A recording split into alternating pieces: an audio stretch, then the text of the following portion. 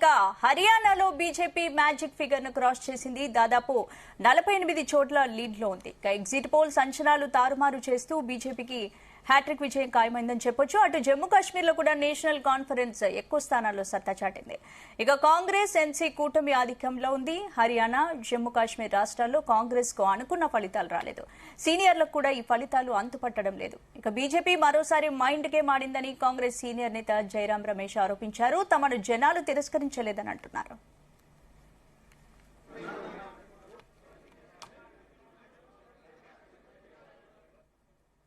ఇక ఫలితాలకు సంబంధించి మరింత విశ్లేషణ మా చీఫ్ ఎడిటర్ భరత్ అడిగి తెలుసుకుందాం. భరత్, ఫలితాలను ఎలా చూడొచ్చు?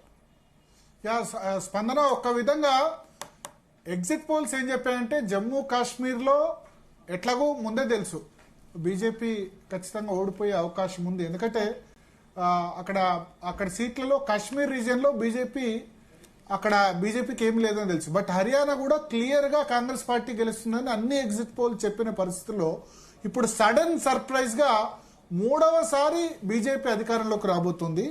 పైగా మూడోసారి అధికారంలోకి రావడం కంటే గతంలో కంటే ఎక్కువ సీట్లు రాబోతుంది. ఫస్ట్ టైం బీజేపీకి 47 సీట్లు వచ్చాయి. సెకండ్ టైం 41 సీట్లు మాత్రమే వచ్చాయి. ఇప్పుడు ఎలక్షన్ కమిషన్ ప్రకారం 49 సీట్లు బీజేపీకి కనిపిస్తున్నాయి. కాంగ్రెస్ పార్టీకి 35. INLD Indian national Lok Dal Chautala party, గతంలో చౌతాలా ముఖ్యమంత్రిగా ఉండేవారు, దానికి 1, బీఎస్పీ 1, ఇండిపెండెంట్లు 4. సో ఇది మ్యాజిక్ ఫిగర్ 90 సీట్లు కాబట్టి 46 మ్యాజిక్ ఫిగర్. క్లియర్ గా ఒక 3 అటు ఇటు అయినా మ్యాజిక్ ఫిగర్ సాధించే అవకాశాలు కనిపిస్తున్నాయి. కానీ జమ్మూ కాశ్మీర్ రిజల్ట్స్ పెద్దగా సర్ప్రైజ్ రాలేదు. కానీ హర్యానాలో ఖచ్చితంగా కాంగ్రెస్ పార్టీ అధికారం ఖాయం అనుకున్నారు. ఎక్కడ వాట్ వెంట్ రాంగ్ అన్నది ఒకసారి మనం చూద్దాం. ఇక్కడ మనం చూడొచ్చు, ఈ కాషాయ కలర్ లో ఉంది అంతా కూడా బీజేపీ ఆధిక్యంలో ఉన్న ప్రాంతాలు, బ్లూ కలర్ లో ఉన్నదంతా కాంగ్రెస్ పార్టీ ఆధిక్యంలో ఉన్న ప్రాంతాలు, అదేవిధంగా గ్రీన్ కలర్ లో ఉన్నవి ఇండిపెండెంట్స్.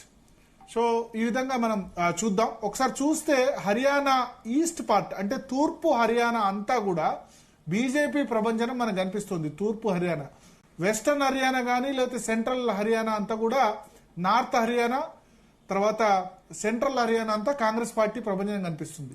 ఇదంతా కూడా ఈస్ట్ హర్యానా అంతా కూడా ఢిల్లీ సమీప ప్రాంతాలు, ఢిల్లీని ఆనుకొని ఉన్న ప్రాంతాలు.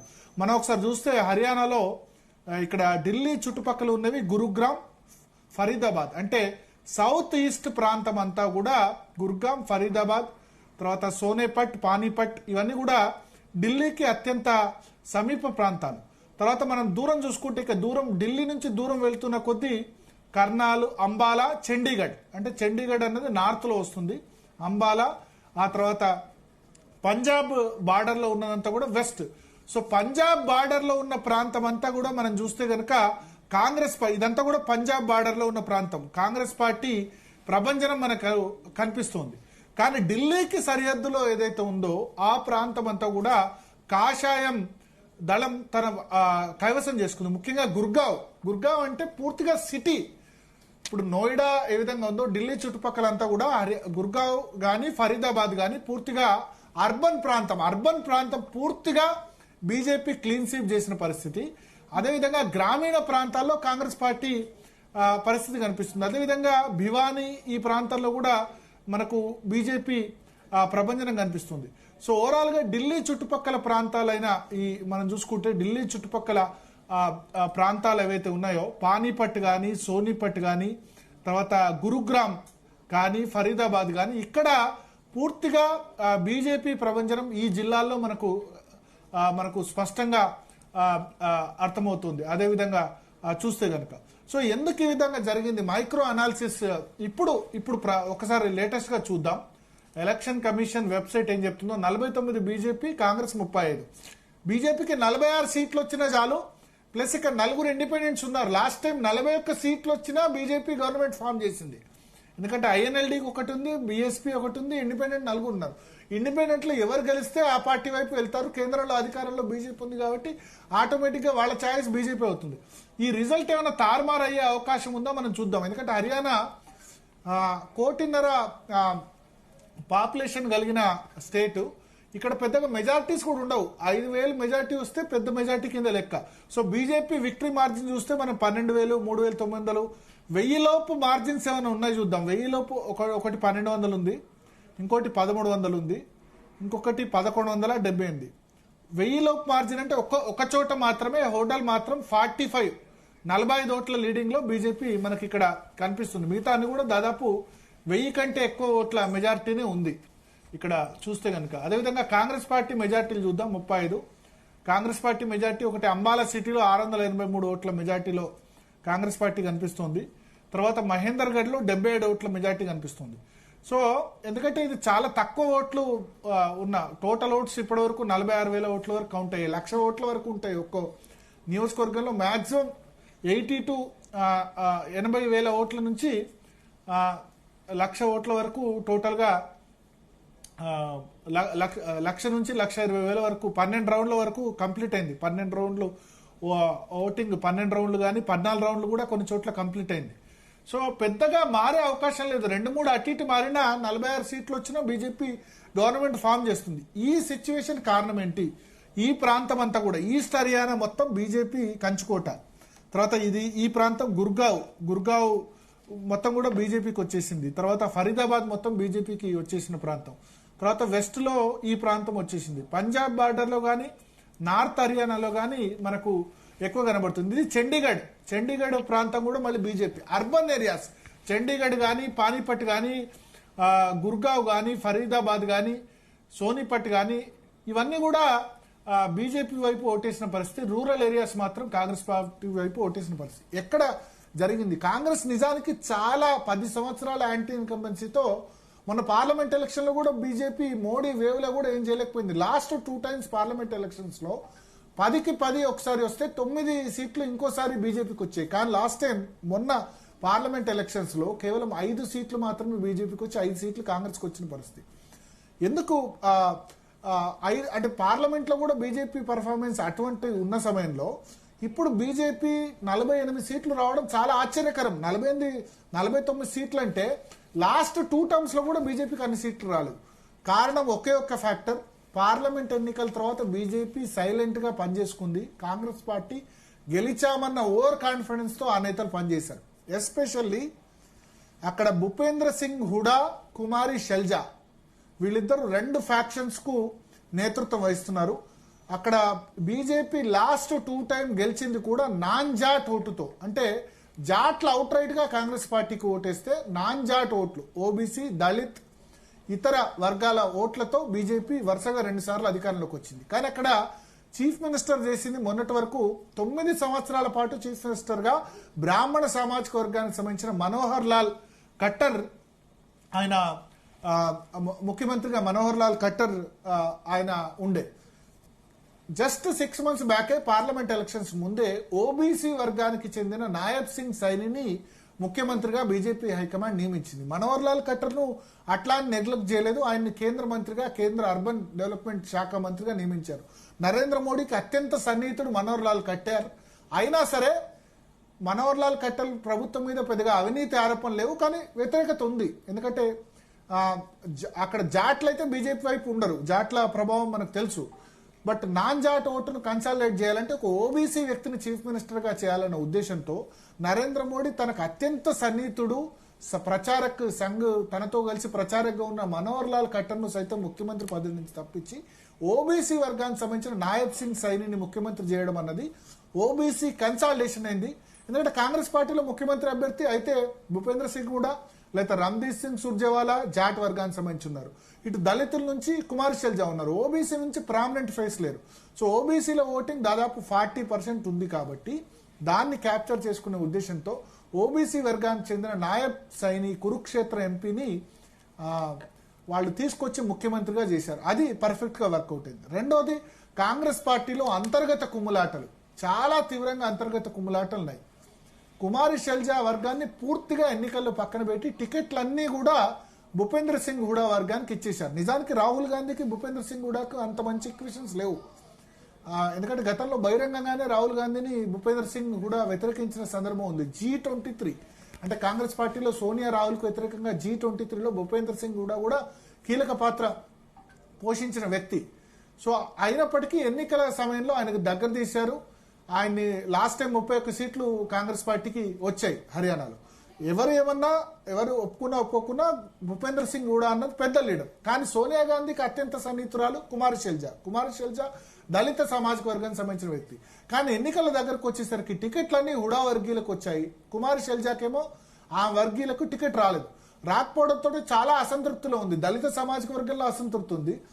ఈ సమయంలో ఏం చేశారంటే సోనియా గాంధీ ఎన్నికలకు ఒకరోజు ముందుగా కుమారి శైలజాను తన 10 జనపథకు పిలిపించుకొని మాట్లాడారు. ఇది 2 విధాలుగా మైనస్ అయింది. ఒకటి ఏ విధంగా మైనస్ అయిందంటే దళితులు ఏం భావించారంటే భూపేంద్ర సింగ్ హూడాకే చేస్తున్నారు, మళ్ళీ ముఖ్యమంత్రిగా భూపేంద్ర సింగ్ హూడానే చేస్తున్నారన్న ఉద్దేశం దళితుల్లో ఉంది. సో దళితుల ఓటు అవుట్ రైట్ గా కాంగ్రెస్ పార్టీకి పడకుండా కొంత ఓటు భారతీయ జనతా పార్టీ వైపు కూడా చీలింది. ముస్లిం, దళిత్, జాట్ ఈ 3 కాంబినేషన్స్ తో కాంగ్రెస్ పార్టీ 3 కాంబినేషన్స్ వస్తే కాంగ్రెస్ పార్టీ గెలిచేందుకు అవకాశం ఉంటుంది. ఒక్క జాట్ ఓటు పనికిరాదు. అయితే దళితుల ఓటు అవుట్ రైట్ గా రానట్టు మనకు స్పష్టంగా ఇప్పుడు ఈ ప్లేసెస్ అన్ని కూడా చూస్తే గనక మనకు ఖచ్చితంగా అర్థమవుతుంది. ఓబీసీ ఓటు మాత్రం పూర్తిగా భారతీయ జనతా పార్టీ వైపు ఓబీసీ, అదేవిధంగా బ్రాహ్మణ, ఇతర upper caste vote Jat upper క్యాస్టే అక్కడ, జాట్ ఇతర అప్పర్ క్యాస్ట్ ఓటు కూడా పూర్తిగా భారతీయ జనతా పార్టీ వైపు కన్సల్టేట్ అవుతుంది. నార్త్ ఇండియాలో కులాల సమీకరణాలే పనిచేస్తాయి. ఇంకోవైపు ఏం జరిగిందంటే సోనియా గాంధీని 1 డే బిఫోర్ కుమారి శైలజ కలవడంతో జాట్లలో ఏం భావన వచ్చిందంటే బీజేపీ ఇండైరెక్ట్ గా ప్రచారం చేసింది, ముఖ్యమంత్రిగా కుమారి శైలజాని చేస్తున్నారు, భూపేందర్ సింగ్ హూడాని ముఖ్యమంత్రిగా చేయట్లేదు.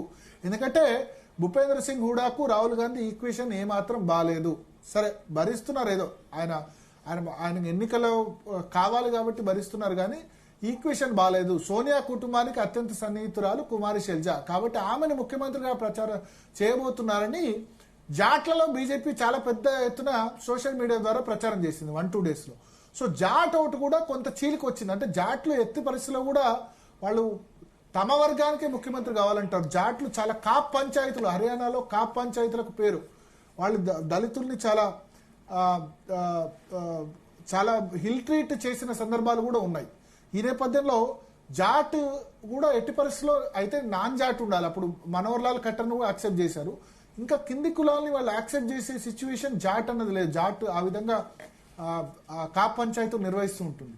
సో ఈ నేపథ్యంలో అది కొంత దళితోటు బీజేపీ వైపు టర్న్ అయింది. జాట్లలో కూడా కొంత సెక్షన్ బీజేపీ వైపు టర్న్ అయినట్టు కనబడుతుంది. ఎందుకంటే ఇదంతా కూడా ఇక్కడ మనకు కనబడుతున్న ఏరియా జాట్ ల్యాండ్ లో కూడా కొన్ని చోట్ల ఆశ్చర్యకరంగా బీజేపీ ఫలితాలు కనబడుతున్నాయి. ఓన్లీ థింగ్ ఏంటంటే నార్త్ అంటే పంజాబ్ కు బార్డర్ లో ఉన్న ప్రాంతంలో, తర్వాత వెస్ట్ పంజాబ్ బార్డర్ ఈ ప్రాంతాల్లో మాత్రమే మనం చూస్తే కనుక ఈ జిల్లా హర్యానాకు సంబంధించి చూసుకుంటే హిస్సార్, ఈ రాజస్థాన్ బార్డర్ కానీ పంజాబ్ బార్డర్ కానీ ఈ ప్రాంతంలో మాత్రమే మనకి కాంగ్రెస్ పార్టీకి సంబంధించిన ఆధిక్యం కనబరుస్తుంది. మిగతా ప్రాంతం అంతా ఈ విధంగా ఉంది. సో క్యాస్ట్ ఈక్వేషన్స్ పూర్తిగా ఇక్కడ మైనస్ అయ్యాయి. ఏదైతే మోడీ, అమిత్ షా సైలెంట్ గా పనిచేసుకుంటూ వెళ్లారు. ఎవరు కూడా ఖచ్చితంగా గెలుస్తామని బీజేపీలోనే చెప్పలేని పరిస్థితి. కానీ ఆన్ గ్రౌండ్ మాత్రం పర్ఫెక్ట్ గా వర్కౌట్ చేసి హర్యానాను ఛత్తీస్గఢ్ లో కూడా ఇదే విధంగా బీజేపీ విజయం సాధించింది. అందరూ కూడా ఇంకా అయిపోయింది, ఛత్తీస్గఢ్ లో మళ్ళీ కాంగ్రెస్ పార్టీ అధికారంలోకి వస్తున్నారు. మధ్యప్రదేశ్ లో కూడా 3 సార్లు వ్యతిరేకత ఉంది, 15 సంవత్సరాల వ్యతిరేకత ఉంది, బీజేపీ ఓడిపోవడం ఖాయం అనుకున్నారు. 162 సీట్లు అక్కడ మధ్యప్రదేశ్ లో వచ్చాయి. సో ఆర్గనైజేషన్ హర్యానాలో ఆన్ గ్రౌండ్ పర్ఫెక్ట్ గా వర్కౌట్ చేసింది. పైగా ఒక్కసారి బీజేపీకి వ్యతిరేకంగా మొన్న హర్యానాలో పార్లమెంట్ లో ఓటేసిన తర్వాత వాళ్ళ కోపం చల్లారింది. ఎందుకంటే 5 సీట్లు బీజేపీ, 5 సీట్లు కాంగ్రెస్ పార్టీ గెలిచింది. అంతకుముందు కాంగ్రెస్ కు 1 సీటు మాత్రమే పార్లమెంట్ లో ఉంటే 9 బీజేపీ ఉండే. సో ఆల్మోస్ట్ మెజారిటీ ఓటు వ్యతిరేకంగా ఓటేసిన తర్వాత చాలా మంది కోపం కూడా చల్లారిపోయిన పరిస్థితి మనకు కనిపిస్తుంది. సో మొత్తానికి అంతర్గత కుమ్ములాటలు కాంగ్రెస్ పార్టీని కుంపముంచాయి. బట్ ఓటు వైపు చూస్తే గనక కాంగ్రెస్ పార్టీకి కొంత ఓటు ఎక్కువ ఉంది. ఇక్కడ మనం చూడాలి, కాంగ్రెస్ పార్టీ ఓటు 40.12, బీజేపీ 39.64. అంటే 0.5 0.5 ఓటింగ్ పర్సెంటేజ్ కాంగ్రెస్ పార్టీకి ఇంకెక్కువ ఉంది. అయితే కాంగ్రెస్ పార్టీని దెబ్బతీసిన పార్టీలు ఆమ్ ఆద్మీ పార్టీతో పొత్తు లేకుండా వెళ్లడం వల్ల కాంగ్రెస్ పార్టీ కుంపముంచింది. 1.68% ఆమ్ ఆద్మీ పార్టీకి వచ్చాయి. అంటే బీజేపీ కంటే 0.5% ఓటింగ్ ఎక్కువ ఉంది కాంగ్రెస్ పార్టీ. కానీ అదే సమయంలో ఆమ్ ఆద్మీ పార్టీకి 1.68% వచ్చాయి. ఆమ్ ఆద్మీ పార్టీ 6 సీట్లు అడిగింది. ఆ సీట్లు వచ్చినా కాంగ్రెస్ పార్టీకి ఈ సిచ్యువేషన్ ఉండేది కాదు. ఇంకోవైపు మనం ఇండిపెండెంట్లు 4.5%, కొన్ని కాంగ్రెస్ పార్టీలో టికెట్ రాని వాళ్ళు కూడా 4 చోట్ల ఆధిక్యంలో మనకు కనబరుస్తున్న పరిస్థితి. అదేవిధంగా జననాయక్ జనతా పార్టీకి 0.91% ఓట్స్ వచ్చాయి. తర్వాత నోటాకు 0.38 ఓట్ పర్సెంటేజ్ మనకు కనబడుతుంది. బీఎస్పీ కూడా 1.64% ఓట్స్ బీఎస్పీ కూడా వచ్చిన పరిస్థితి. సో బీఎస్పీ ఆమ్ ఆద్మీ పార్టీని కాంగ్రెస్ పార్టీని దెబ్బతీసిన పరిస్థితి. ఓవరాల్ గా చెప్పాలంటే ఇట్సే తక్కువ పనిచేసింది ఎక్కువ మాటలు. 2023 పార్లమెంట్ ఎలక్షన్స్ లో ఏదైతే బీజేపీ ప్రచారం చేసిందో 400 సీట్లు 400 పార్, ఎక్కువ మాట్లాడితే జనం యాక్సెప్ట్ చేయరు అన్నది బీజేపీకి పార్లమెంట్ ఎన్నికల ద్వారా అవగతమైంది. ఈసారి రివర్స్ లో కాంగ్రెస్ పార్టీ ఎక్కువ మాట్లాడింది. 60 సీట్లు 70 సీట్లు 90కి కొట్టేస్తాం, ఇంకా మనం గెలిచేసామని విజయ ధీమాలకు వచ్చారు. వీళ్ళు ఆన్ గ్రౌండ్ లో సైలెంట్ గా పని కానిచ్చేశారు. సైలెంట్ గా పని కానిచ్చి ఎగ్జిట్ పోల్స్ తర్వాత కూడా పెద్దగా మాట్లాడలేదు, మేము అధికారంలోకి వస్తాము అది ఇదని. సైలెంట్ గా వర్క్ చేసుకుని సేమ్ కాంగ్రెస్ పార్టీ ఏ విధంగా సైలెంట్ గా పార్లమెంట్ లో పనిచేసిందో అదే స్ట్రాటజీని ఈసారి బీజేపీ ఫాలో అయింది హర్యానాలో. దానివల్ల మనకు రిజల్ట్ మనకు 48 సీట్లు బీజేపీ, కాంగ్రెస్ పార్టీ 36 సీట్లు కనబడుతుంది. ఇక జమ్మూ కాశ్మీర్ విషయానికి వస్తే ఇక్కడ కూడా బీజేపీ పర్ఫార్మెన్స్ బాగుంది. ఎందుకంటే కాశ్మీర్లో బీజేపీ లేదు. ఇక్కడ మనం చూడాలి, ఇదంతా కూడా జమ్మూ మొత్తం కూడా సౌత్ అంతా కూడా జమ్మూ మొత్తం బీజేపీ క్లీన్ స్వీప్ చేసింది. కాశ్మీర్లో నేషనల్ కాన్ఫరెన్స్ గెలుస్తుంది. ఎందుకంటే ఇక్కడ మనం చూస్తే మొత్తం జమ్మూ కాశ్మీర్ సంబంధించిన సీట్లు 90 సీట్లలో 86 సీట్లకు సంబంధించి వచ్చాయి. వస్తే కనుక నేషనల్ కాన్ఫరెన్స్ 41 చోట్ల, భారతీయ జనతా పార్టీ 26 చోట్ల, నేషనల్ కాన్ఫరెన్స్ 43 చోట్ల ఆధిక్యం ప్లస్ గెలుపు, భారతీయ జనతా పార్టీ 28 చోట్ల మనకు కనిపిస్తుంది. 28 చోట్ల కూడా జమ్మూ రీజన్ లో చాలా అద్భుతంగా స్కోర్ చేసింది. కాశ్మీర్ రీజన్ లో బీజేపీ ఎవరు ఎక్స్పెక్ట్ చేయరు, ఎందుకంటే 95% ముస్లింస్ ఉన్నారు. ఒక 30 చోట్ల అసలు బీజేపీ పోటీ పెట్టలేదు. 90 కాన్స్టిట్యున్సీల్లో బీజేపీ 30 సీట్స్ లో పోటీ పెట్టలేదు, కేవలం పోటీ చేసింది 60 సీట్లు. 60 సీట్లు 45-46 అంటే దీనిలో జమ్మూ రీజన్ లో 43-44 సీట్లు ఉంటాయి. కాశ్మీర్ రీజన్ లో కూడా సేమ్ ఉంటాయి. కాశ్మీర్ లో 95% ముస్లింస్ కాబట్టి అక్కడ బీజేపీ వస్తుందని ఎవరు అనుకోరు. కాంగ్రెస్ పార్టీ ఇక్కడ కూడా కాంగ్రెస్ పార్టీ పర్ఫార్మెన్స్ కేవలం 6 సీట్లు మాత్రమే. సో కాంగ్రెస్ ఇక్కడ నిజానికి ఇక్కడ కాశ్మీర్ లో ఎవరు పర్ఫార్మ్ బాగా చేశారంటే నేషనల్ కాన్ఫరెన్స్ ఒమర్ అబ్దుల్లా బాగా పర్ఫార్మ్ చేశారు, 43 సీట్లు. కాంగ్రెస్ పార్టీకి కేవలం 6 సీట్లు మాత్రమే వచ్చిన పరిస్థితి. సో దీన్ని బట్టి ఏం చేయాలి, సైలెంట్ గా ఇక్కడ కూడా 28 సీట్లు బీజేపీకి వచ్చాయి. రామ్ మాధవ్, కిషన్ రెడ్డి, చాణక్యం ఇక్కడ పనిచేసింది. It's not a bad performance. ఎందుకంటే 90 సీట్లలో దాదాపు సగం సీట్లు కాశ్మీర్ రీజన్. కాశ్మీర్ లో బీజేపీకి ఏమీ లేదు, ఏమీ రాదు, అది ఎవరికైనా తెలుసు కూడా. లాస్ట్ టైం మొన్న పార్లమెంట్ లో కూడా 2 పార్లమెంట్ సీట్లు అసలు పోటీ పెట్టలేదు బీజేపీ. ఇప్పుడు కూడా 30 సీట్లో పోటీ పెట్టలేదు. ఆ 90 సీట్లలో కేవలం 60 సీట్లు మాత్రమే బీజేపీ ఒక 50 సీట్లు మాత్రమే బీజేపీ పోటీలో ఉంటాయి. 28 సీట్లు అక్కడ గెలిచింది. మనం చూస్తే జమ్మూ రీజన్ ఇదంతా కూడా సౌత్ అంతా కూడా జమ్మూ రీజన్ లో పూర్తిగా మనకు బీజేపీ ప్రభంజనం కనిపిస్తుంది. నార్త్ అంతా కూడా, నార్త్ అంటే కాశ్మీర్ కానీ బారాముల్లా, అనంతనాగ్ ఇవన్నీ కూడా గెలిచిన పరిస్థితి. సో కాంగ్రెస్ పార్టీకి కేవలం 6 సీట్లు మాత్రమే వచ్చిన పరిస్థితి అవుట్ ఆఫ్ 90 సీట్లు. మెజారిటీ ఇక్కడ కూడా మనం చూస్తే పీడీపీ మాత్రం, మహబూబా ముఫ్తీ మాత్రం సోదిలో లేకుండా పోయింది. 3 సీట్లు మాత్రమే పీడీపీకి వచ్చిన పరిస్థితి మనకు కనిపిస్తుంది. 28 సీట్స్ బీజేపీకి వచ్చాయి, 43 సీట్లు నేషనల్ కాన్ఫరెన్స్ కు, అదేవిధంగా కాంగ్రెస్ పార్టీకి కేవలం 6 సీట్లు. ఓవరాల్ గా నేను చెప్తే గనక ఎగ్జిట్ పోల్స్ ముందు అయితే కాంగ్రెస్ పార్టీ చాలా అనుకున్నారు, కాంగ్రెస్ పార్టీ దేశవ్యాప్తంగా పికప్ అయింది అనుకున్నారు. బట్ ఈ 2 రిజల్ట్స్ కూడా కాంగ్రెస్ పార్టీని నిజంగా ఒక విధంగా షాక్ లాంటిది అని చెప్పాల్సి ఉంటుంది మనం. ఎందుకంటే కాశ్మీర్లో జమ్మూ నేషనల్ కాన్ఫరెన్స్ పర్ఫార్మెన్స్ బాగుంది, కాంగ్రెస్ పార్టీ పర్ఫార్మెన్స్ బాగాలేదు. ఖచ్చితంగా గెలుస్తాం 60-70 సీట్లు వస్తాయనుకున్న హర్యానాలో కూడా ఇప్పుడు సిచ్యువేషన్ 49-35 నడుస్తుంది. ఒక 2-3 అటు ఇటు అయినా 46 సీట్లు వస్తే చాలు బీజేపీ. ఇప్పటికే 13-14 రౌండ్ల కౌంటింగ్ అక్కడ కంప్లీట్ అయింది కాబట్టి 2 చోట్ల కూడా బీజేపీ పర్ఫార్మెన్స్ బాగుంది అని మనం చెప్పాల్సి ఉంది. భరత్, ఇప్పుడు హర్యానాలో ఉదయం నుంచి ఎగ్జిట్ పోల్స్ అంచనాలు కూడా కాంగ్రెస్ గెలుస్తాయని చెప్పారు. తీరా ఇప్పుడు బీజేపీ లీడ్ లో ఉన్నట్టు చూస్తున్నాం. దాదాపు హ్యాట్రిక్ దిశగా బీజేపీ దూసుకుపోతుంది. మ్యాజిక్ ఫిగర్ కూడా దాటేసింది. అయితే ముఖ్యంగా మనం ఇక్కడ వినేష్ ఫోగట్ గురించి మాట్లాడుకోవాలి. వినేష్ ఫోగట్ ఉదయం నుంచి లీడ్ లో ఉంది, తర్వాత కొంత వెనుకంచెలో ఉంది. మళ్ళీ ఇప్పుడు దాదాపు 6,000 ఆధిక్యంలో గెలుపు ఖాయంగా కనిపిస్తోంది. ఏంటి తన గెలుపు ఖాయం అనుకోవచ్చా? అంటే మనం ఇప్పుడే చెప్పలేం, ఎందుకంటే చాలా తక్కువ ఓట్లు ఉంటాయి హర్యానాలో.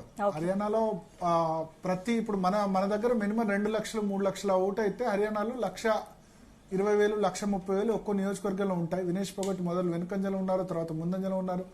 సో అటు ఇటు నడుస్తుంది. చూడాలి, 6,000 ఓట్లు అంటే గెలిచేందుకు అవకాశం ఉంది. 6,000 ఓట్లు ప్లస్ అంటే కనుక, ఎందుకంటే 1,000-2,000 ఓట్లు అంటే అటు ఇటు కావచ్చు. బట్ 6,000 ఓట్స్ అంటే గెలిచేందుకు అయితే ఖచ్చితంగా అవకాశం ఉంది. మొదట్లో ఆమె వెనకంజ అన్నారు, తర్వాత మళ్ళీ లీడ్లోకి ఇప్పుడు వచ్చినట్టుగా చెప్తున్నారు. సో ఏదేమైనా అంటే ఓవరాల్గా అయితే కాంగ్రెస్ పార్టీ ఖచ్చితంగా గెలుస్తుంది అనుకున్న రాష్ట్రంలో అధికారంలోకి రాకపోవడం, అది కూడా గెలవడం అంటే మామూలు గెలుపు కాదు. 60 నుంచి 70 సీట్లు వస్తాయని ఎక్స్పెక్ట్ చేసిన దానిలో ఇవాళ కేవలం 35 సీట్స్తో సంతృప్తి పడడం అన్నదైతే డెఫినెట్గా ఇంకా ఎలక్షన్ నేర్చుకోలేదు కాంగ్రెస్ పార్టీ అన్నదైతే మనకు ఖచ్చితంగా అవుతుంది. ఎన్నికలు గెలవడం అనే ఆర్ట్ను ఇంకా కాంగ్రెస్ పార్టీ గెలవలేదు అన్నది ఖచ్చితంగా చెప్పాల్సి ఉంటుంది. ఇంకోవైపు బీజేపీ క్యాంప్ నుంచి సమాచారం అందుతోంది. రాత్రి 7 గంటలకు ప్రధానమంత్రి నరేంద్ర మోడీ బీజేపీ కార్యాలయానికి చేరుకోబోతున్నారు. ఆయన విక్టరీ స్పీచ్ ఇవ్వబోతున్నారని కూడా చెప్తున్నారు. ఇవి నెక్స్ట్ మహారాష్ట్ర, జమ్మూ కాశ్మీర్, మహారాష్ట్ర, జార్ఖండ్ ఎన్నికల మీద కూడా ప్రభావం పడుతుంది. మహారాష్ట్రలో బీజేపీ చిత్తులో ఓడిపోయింది పార్లమెంట్ లో, బట్ హర్యానాలో కూడా ఓడిపోయి మళ్ళీ ఇక్కడ పికప్ అయిన పరిస్థితి ఉంది. అదే ఫార్ములా జార్ఖండ్ లోనేమో కాంగ్రెస్, జేఎంఎం ఇద్దరు పవర్ లో ఉన్నారు. అక్కడ యాంటీ ఇన్కంబెన్సీ వాళ్ళ మీద ఉంది. 10 సంవత్సరాల యాంటీ ఇన్కంబెన్సీ తర్వాత కూడా బీజేపీ హర్యానాలో పవర్ లోకి వచ్చిందంటే డెఫినెట్ గా అది గ్రేట్ అచీవ్మెంట్ అని చెప్పాలి. దీనికి ప్రధాన కారణం పెద్దగా అవినీతి ఆరోపణలు లేవు హర్యానాలో, అంతర్గత కుమ్మలాటలు లేవు పార్టీలో. హర్యానా పార్టీలో మనోహర్ లాల్ ఖట్టర్ ప్రధానమంత్రి నరేంద్ర మోడీకి అత్యంత సన్నిహితుడు. 9 సంవత్సరాలు చీఫ్ మినిస్టర్ చేసి ఆయన్ను మనోహర్ లాల్ ఖట్టర్ అప్పటి వరకు ముఖ్యమంత్రి అయ్యేంత వరకు ఒక్కసారి కూడా ఎమ్మెల్యే కాలేదు. డైరెక్ట్ గా ప్రధానమంత్రి నరేంద్ర మోడీ సంఘ్ ప్రచారకగా ఉన్న ఆయన్ను ముఖ్యమంత్రి చేశారు. 9 సంవత్సరాలు ఆయన ముఖ్యమంత్రిగా చేసి నాయబ్ సింగ్ సైనికి బాధ్యత అప్పచెప్పారు. పైగా మనోహర్ లాల్ ఖట్టర్ నేను చిన్నబుచ్చలేదు. ఆయన కేంద్ర మంత్రివర్గంలో అర్బన్ డెవలప్మెంట్ వంటి కీలక మంత్రి శాఖ ఆయనకు అప్పచెప్పారు నరేంద్ర మోడీ. సో ఒక విధంగా అప్పర్ క్యాస్ట్ ఓబీసీ అంటే non Jat upper caste OBC వీళ్ళిద్దరి కాంబినేషన్ ద్వారా గెలిచారు. సో ఓవరాల్ గా ఇప్పుడు ఇవాళ ఎగ్జిట్ పోల్ సంబంధించి మళ్ళీ బొక్కబోర్లు పడ్డాయి. ఏ ఎగ్జిట్ పోల్ కూడా బీజేపీకి అధికారంలోకి వస్తుందని చెప్పలేదు. ఎందుకంటే ఎగ్జిట్ పోల్స్ మైక్రో లెవెల్లో వెళ్ళట్లేదు. ఇప్పుడు మనం చూస్తే కనుక ఓటు పరంగా చూస్తే బీజేపీ ఒక 0.5% తక్కువ ఉంది, కానీ సీట్స్ పరంగా చూస్తే 40.03, 39.58. 0.5% ఓటింగ్ బీజేపీకి తక్కువ ఉన్న సీట్ల పరంగా చూస్తే బీజేపీకి అడ్వాంటేజ్ మనకు కనిపిస్తుంది. సో